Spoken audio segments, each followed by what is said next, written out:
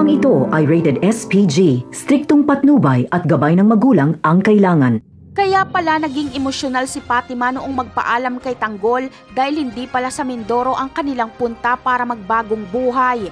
Bagkus ay sa langit sila pupunta dahil nawalan sila ng buhay.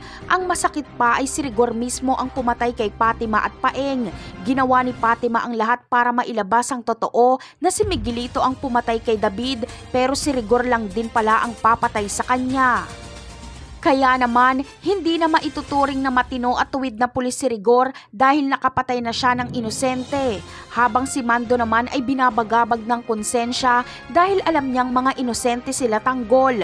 Hindi niya kayang mamatay si Tanggol sa ganitong sitwasyon. Ngunit ano na kaya ang mangyayari sa mga kaibigan ni Tanggol? Mamamatay din kaya sila gayong nagpaalam na rin sila kay Tanggol? Abangan na lang natin yan.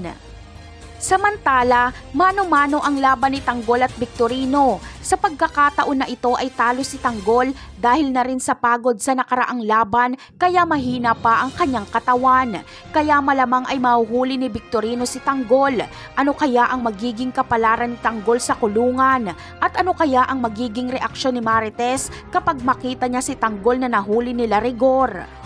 Sa ibang eksena naman ay nanumpa na nga si Miguelito. Hindi kinaya ni Tinding na makita ang kayabangan ni Miguelito kaya nagwala siya at sinampal niya ito. Galit na galit si Tinding at nangakong itutuloy ang laban sa panawagan nilang magkaroon ng mano-manong bilangan.